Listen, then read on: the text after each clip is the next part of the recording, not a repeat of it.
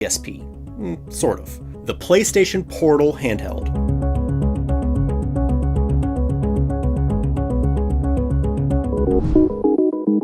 The Portal is a $200 handheld device that puts PS5 games in the palm of your hand, as long as you're on Wi-Fi.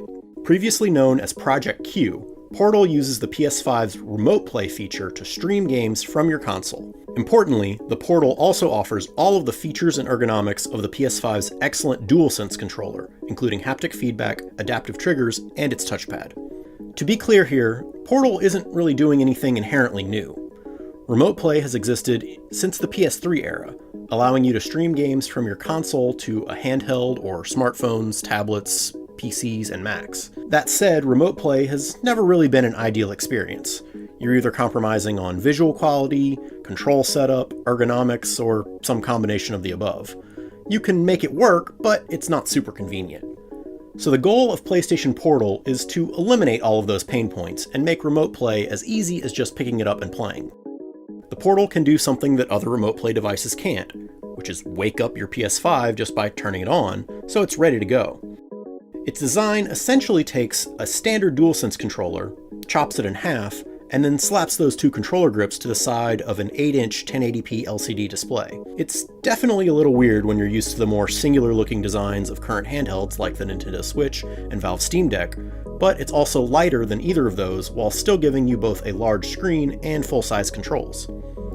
The DualSense grips feel exactly like a regular DualSense controller, and all of their best features are available here. Trying it out with Astro's Playroom, I could feel the haptic showcase just as well as when I experienced it on a DualSense, and the Portal's adaptive triggers simulate the pull of Aloy's bow in Horizon Forbidden West in exactly the same way.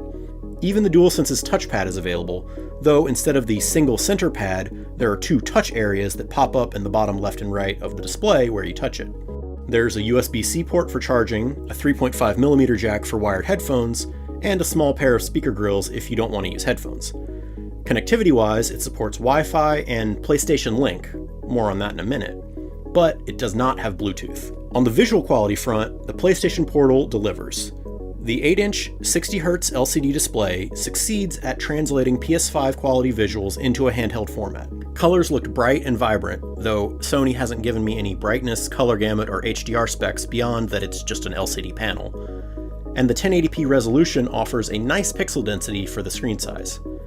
Now, does it look as good as playing on a 65-inch OLED TV? Of course not. But as far as handhelds go, the 8-inch screen feels expansive. The video, of course, is being streamed from your PS5 rather than run locally on the device. And the proverbial sword of Damocles hanging over all game streaming devices is always latency. That is, the slight delay between when you push a button and when the action on the screen responds.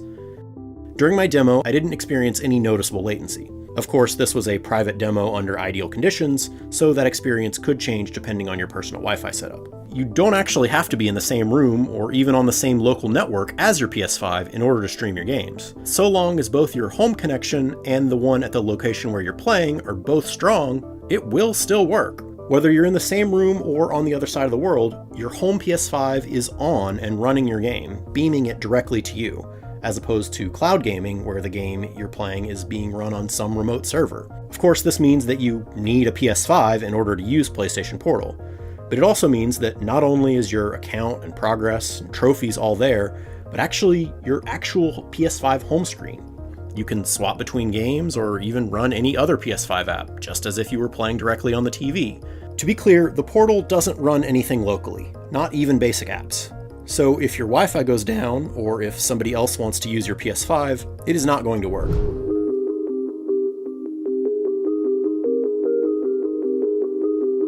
Remember, there is no Bluetooth available, so you won't be able to connect to wireless headphones that way, not even PlayStation's own Pulse 3D headset. It does have something called PlayStation Link, which is Sony's new connectivity standard for PlayStation devices, and which is built into some of its brand new hardware. I got to test out the new Pulse Elite headset and Pulse Explore wireless earbuds, which are currently the only announced headsets that use the new standard, but Sony did tell me that PlayStation Link will be available for third-party headset makers to use in their future products, but that'll be a ways off. It is a bit disappointing that we'll have to buy brand new headsets to use with the Portal, since that'll add to the cost.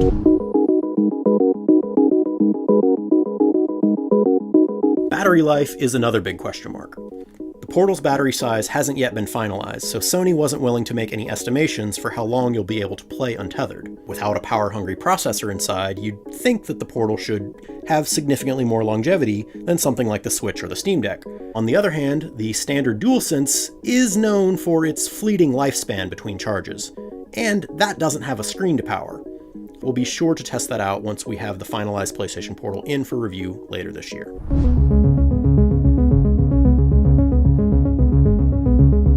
Now, the last question I know a lot of people are wondering is, who exactly is this device for? It's $200 for a remote access window into your PS5. And at that price, honestly, I kinda get it. For the times when somebody else wants to use the TV, or maybe you have small kids in the home and you don't want to put God of War on the big screen, or maybe you just want to be able to play in a different room without buying another full-on TV. In that scenario, the Portal offers a compelling use case. And while it's not quite as portable for on-the-go gaming as a Switch or a Steam Deck, it's less expensive, and it does let you keep playing your PS5 while out of the house, so long as your destination has decent internet. You just probably shouldn't count on hotel Wi-Fi being strong enough to handle the connection. Let us know what you think about the PlayStation Portal. Is it something you could see